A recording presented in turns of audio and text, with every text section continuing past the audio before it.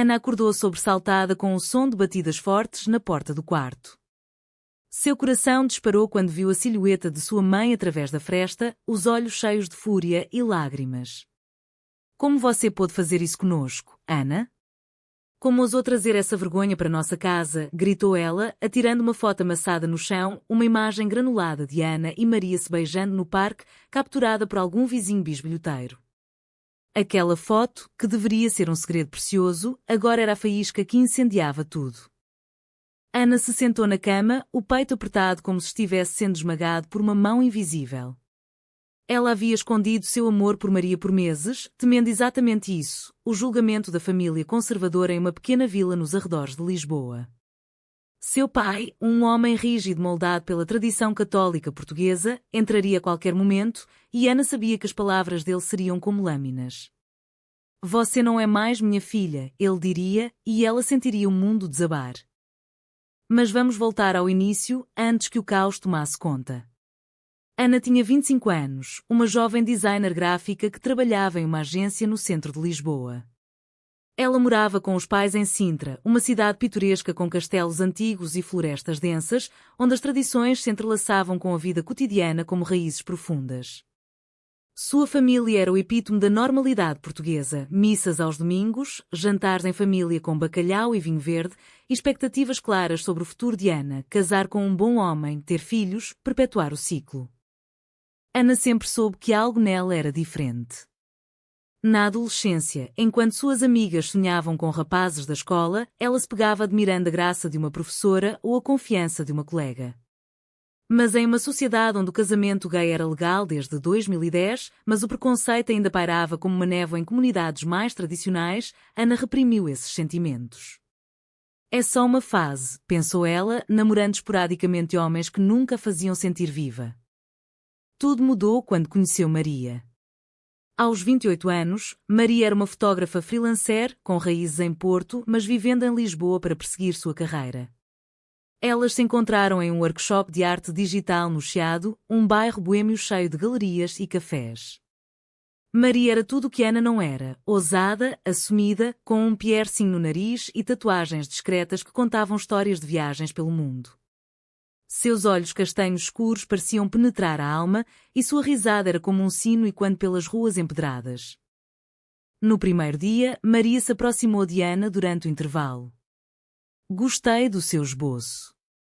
Tem uma sensibilidade única, disse ela, com um sotaque nortenho suave que fazia as palavras dançarem.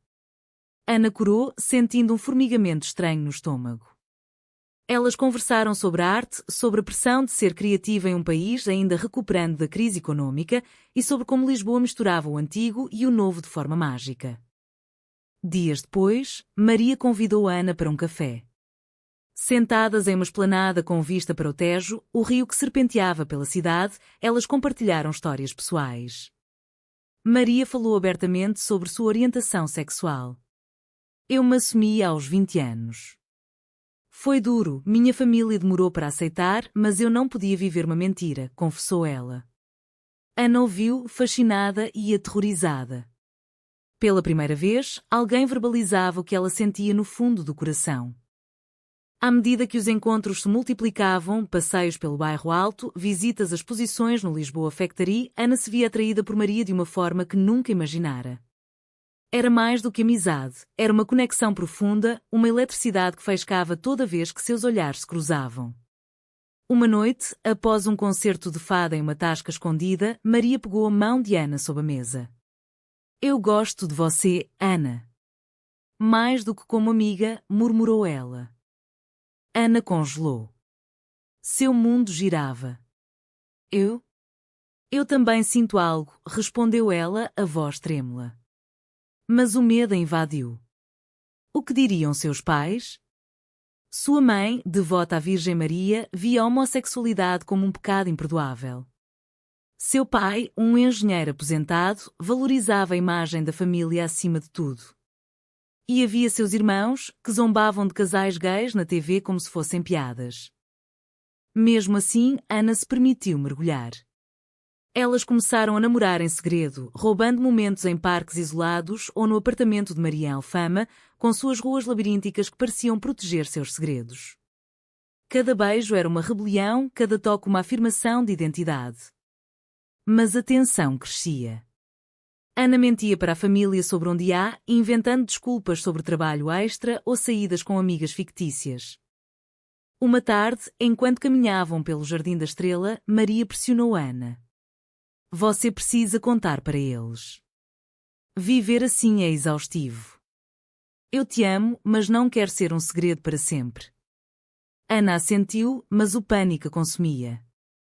Ela imaginava a decepção nos olhos da mãe, o silêncio cortante do pai. E se eles me rejeitarem, pensou ela, o coração partido entre o amor e o dever familiar. Os dias seguintes foram um turbilhão de emoções. Ana ensaiava o discurso em frente ao espelho, mas as palavras travavam na garganta. Maria, paciente mas firme, compartilhava suas próprias experiências. Minha mãe chorou por semanas, mas eventualmente entendeu que eu ainda era sua filha. O amor vence o preconceito, Ana.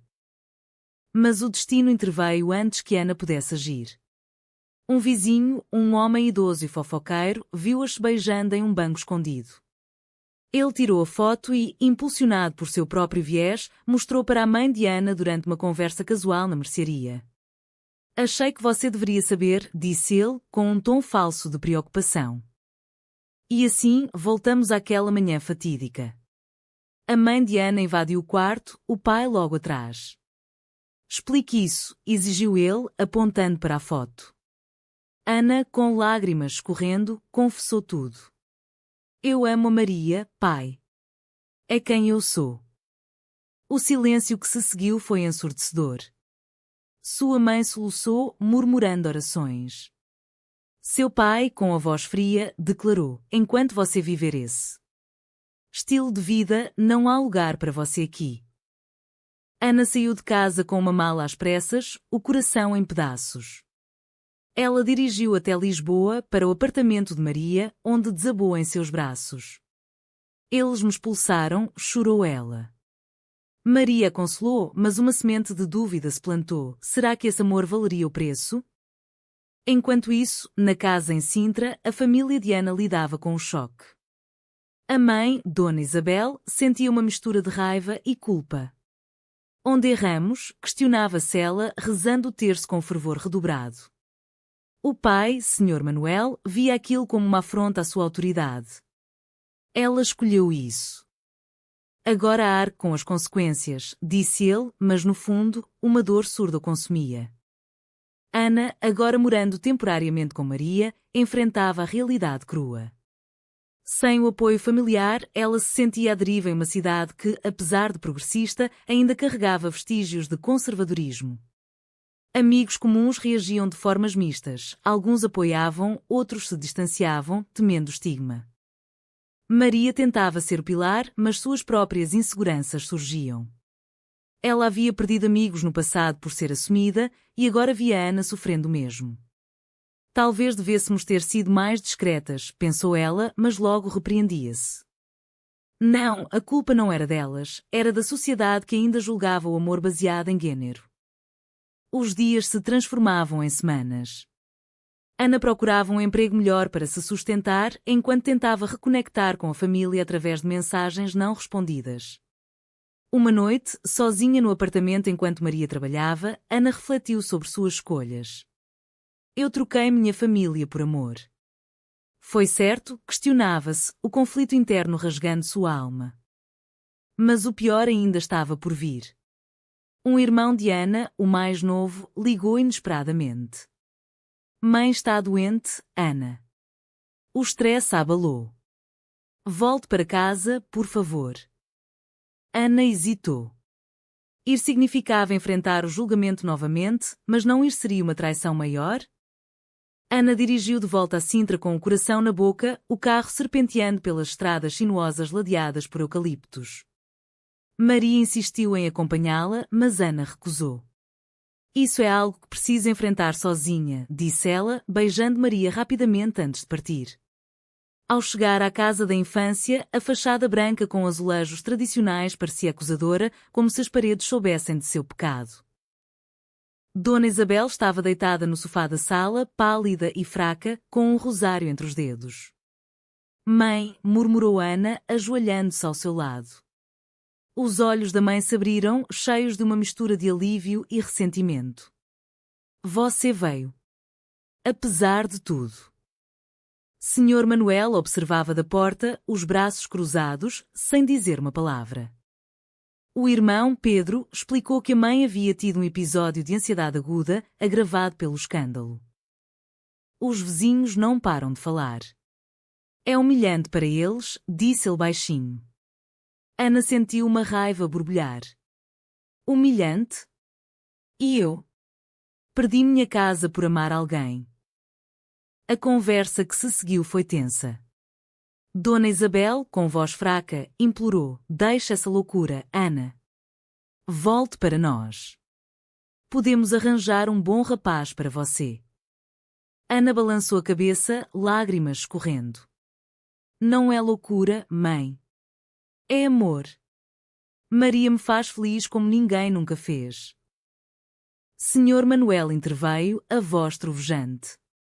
Amor? Isso é uma aberração. Em Portugal, respeitamos as tradições. O que dirão na igreja? Na família alargada? Ana rebateu pela primeira vez com firmeza. Portugal mudou, pai. O casamento gay é lei há anos. Por que não podem mudar também? A discussão escalou, com acusações voando como dardos.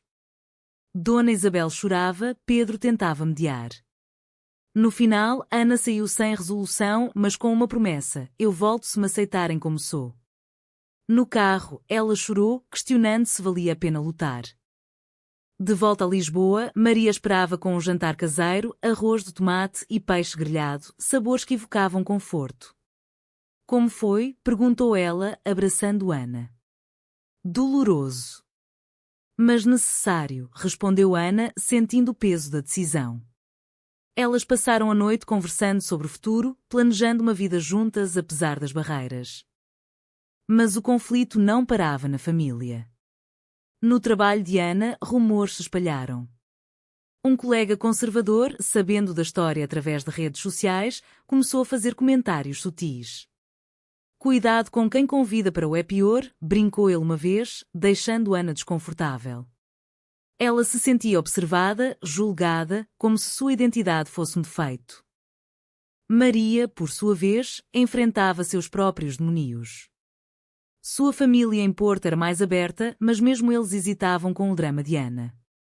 Você merece alguém sem bagagem, disse sua irmã em uma ligação. Maria defendeu Ana, mas a dúvida se insinuava, e se o relacionamento não sobrevivesse à pressão? Uma oportunidade surgiu, uma exposição conjunta de arte onde Ana e Maria poderiam exibir trabalhos inspirados em sua história. Vamos transformar a dor em arte, sugeriu Maria. Elas trabalharam incansavelmente, Ana criando designs gráficos que capturavam a essência do amor proibido, Maria fotografando cenas de casais diversos nas ruas de Lisboa. A abertura da exposição no Museu do Chiado foi um sucesso misto. Amigos progressistas aplaudiram, mas um grupo de manifestantes conservadores apareceu, segurando cartazes com versos bíblicos. Isso é propaganda, gritavam eles. Ana e Maria se mantiveram firmes, mas o incidente as abalou. Naquela noite, de volta ao apartamento, Ana desabou. Por que é tão difícil? Em um país que se orgulha de ser moderno, ainda somos tratadas como criminosas. Maria consolou, mas internamente questionava se Ana estava pronta para o longo caminho. Eu te amo, mas você precisa escolher nós ou a aprovação deles. Dias depois, uma traição inesperada veio de Pedro. Ele, pressionado pelo pai, revelou o endereço de Maria para um amigo da família, na verdade, um padre local que queria conversar com Ana sobre salvação. O padre apareceu à porta, pregando sobre o pecado e oferecendo terapia de conversão. Ana o expulsou, furiosa. Como ousam invadir minha vida? Isso foi a gota d'água para Maria. Sua família está nos destruindo. Talvez precisemos de um tempo, disse ela, com lágrimas nos olhos. Ana implorou, não me abandone agora. Mas Maria saiu, precisando de espaço para refletir. Sozinha, Ana afundou em depressão. Ela caminhava pelas ruas de Lisboa à noite, passando pelo castelo de São Jorge, onde turistas ignorantes riam, alheios à sua dor. Eu sacrifiquei tudo por amor e agora perco isso também, pensou ela, o conflito interno atingindo o pico. Ela decidiu confrontar a família mais uma vez. Marcou um jantar em um restaurante neutro em Belém, famoso pelos pastéis de nata. Lá, expôs seus sentimentos cruamente. Eu sou lésbica. Aceitem ou percam-me para sempre. Dona Isabel chorou, mas pela primeira vez, ouviu. Eu te amo, filha. Mas preciso de tempo. Senhor Manuel permaneceu rígido, mas uma fresta apareceu, talvez esteja errado. Mas é difícil mudar aos 60 anos. Pedro se desculpou pela traição, admitindo seu medo. Ana voltou para casa com uma esperança tênue. Mas ao ligar para Maria, descobriu que ela havia saído com uma velha amiga, uma cena que um amigo em comum descreveu como íntima. O ciúme e a traição a consumiram. Como ela pôde, pensou Ana, sentindo o mundo desabar novamente. A notícia da saída de Maria com outra mulher atingiu Ana como um soco no estômago. Ela passou a noite em claro, revivendo memórias, o primeiro beijo, as risadas compartilhadas, as promessas de futuro. Pela manhã, confrontou Maria no apartamento. Foi só um jantar, Ana. Eu precisava de ar, defendeu-se Maria, mas seus olhos evitavam os de Ana. Ar? Enquanto eu lutava pela gente, rebateu Ana, a voz quebrada. A discussão escalou, revelando fraturas profundas. Maria admitiu, estou cansada de ser o segredo, a vilã na sua história familiar. Talvez não estejamos prontas. Ana, ferida, saiu batendo a porta, sentindo-se traída no núcleo. Ela se refugiou em um hotel barato no centro, ignorando chamadas da família e de Maria. Ali, sozinha com seus pensamentos, Ana dissecou sua vida. Eu me revelei para o mundo, paguei o preço, e agora isso. O conflito moral a atormentava. Era certo priorizar o amor sobre a família? Ou o amor exigia sacrifícios mútuos? Dias passaram em um borrão de trabalho e isolamento. Ana mergulhou em projetos, usando a arte como catarse. Um design em particular, uma mulher dividida entre sombras familiares e luz do amor, ganhou prémios em um concurso online, chamando a atenção de galerias. Maria, por sua vez, lutava com culpa. Ela havia saído com a amiga para desabafar, mas um beijo impulsivo aconteceu. Foi um erro, confessou a si mesma, mas o dano estava feito. Ela tentou reconectar com Ana através de mensagens poéticas, evocando memórias de passeios pelo Oceanário de Lisboa, onde peixes coloridos simbolizavam sua liberdade. Eventualmente, Ana respondeu. Elas se encontraram em um café no Príncipe Real, um bairro gay-friendly com jardins exuberantes. Eu te traí emocionalmente, admitiu Maria. Ana, com olhos inchados, perguntou, porquê? Maria explicou, o medo de te perder para sua família me fez duvidar de nós. A conversa foi um turning point. Elas decidiram dar uma chance, mas com condições, terapia de casal e transparência total.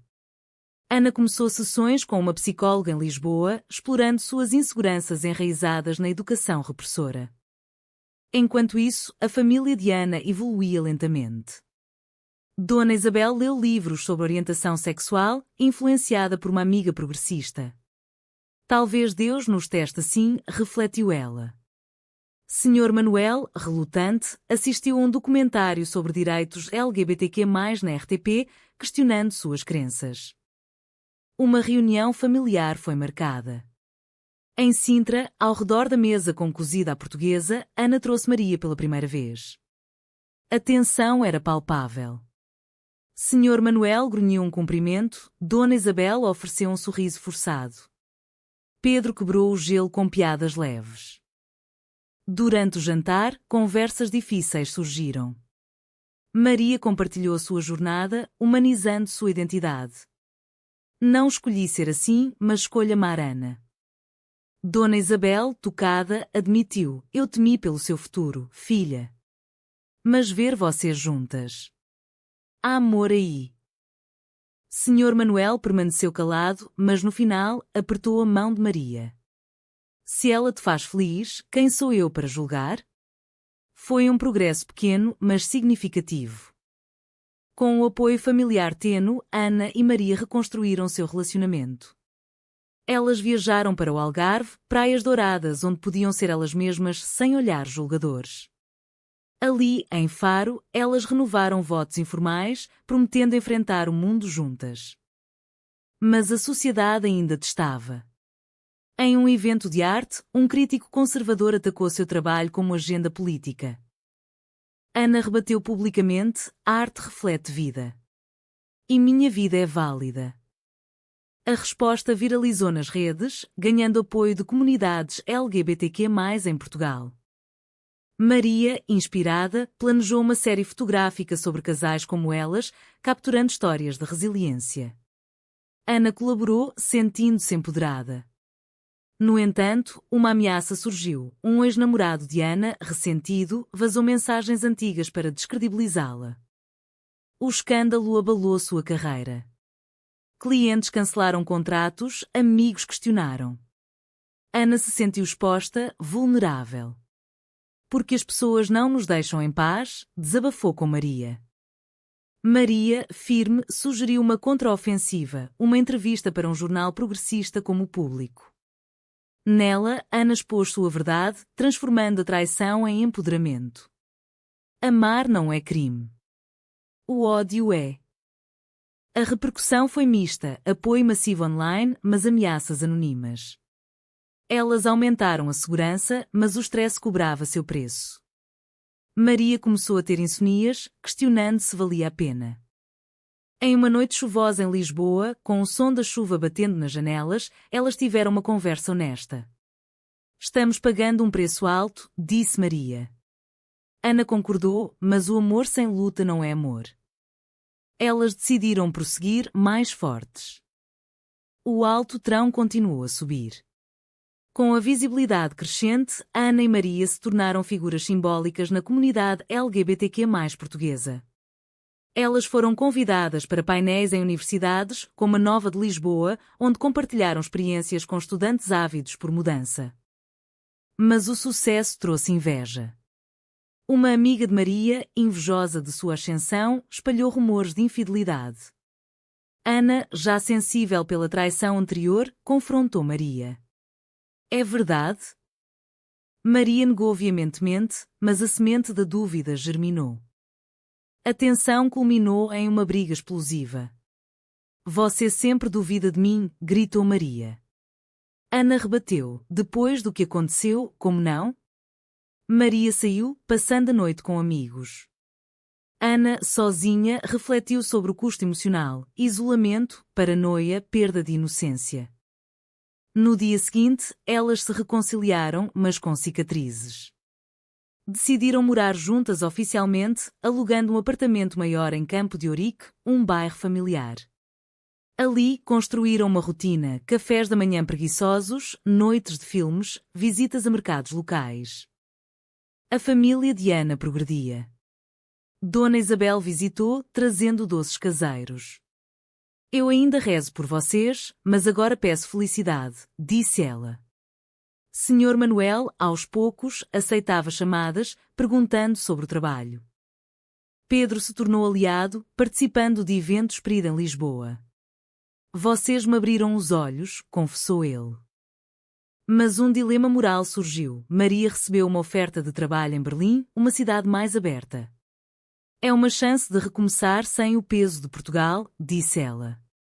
Ana hesitou, deixar a família recém-reconciliada? E meus pais? Eles precisam de mim. O debate durou semanas. Ana viajou sozinha para o Douro, vinhedos verdejantes que a faziam refletir sobre raízes. Eu sou portuguesa. Meu lugar é aqui, concluiu ela. Mas Maria argumentava, aqui sempre lutaremos contra o vento. A decisão foi dolorosa. Ana optou por ficar, priorizando a família. Maria, ferida, aceitou a oferta. Talvez seja melhor assim, disse ela, com voz embargada. A separação foi devastadora.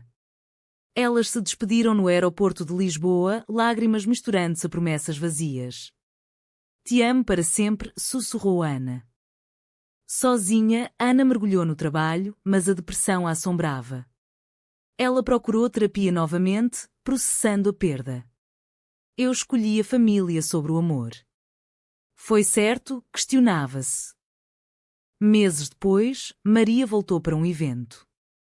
Elas se reencontraram, a química ainda viva. Berlim é livre, mas vazia sem você, confessou Maria. Ana admitiu, eu errei. Vamos tentar de novo. Elas reataram, com Maria voltando a Portugal. Juntas, enfrentaram um último teste, um debate público sobre direitos LGBTQ+, na Assembleia da República. Ana falou eloquentemente sobre preconceito familiar, tocando corações. Sua história inspirou mudanças, leis mais protetoras, campanhas de conscientização. Mas o preço pessoal foi alto, amizades perdidas, saúde mental abalada. Com o tempo, Ana e Maria se casaram em uma cerimônia simples no cartório de Lisboa, com família presente. Dona Isabel chorou de alegria, Senhor Manuel deu uma bênção relutante.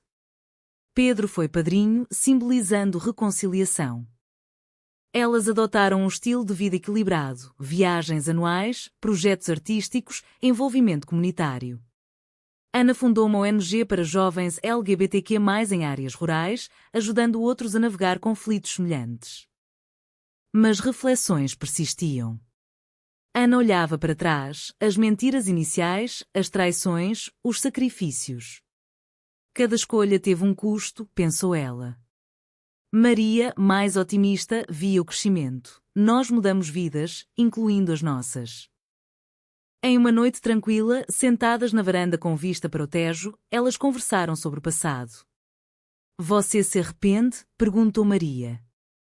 Ana sorriu. Não. O amor nos transformou.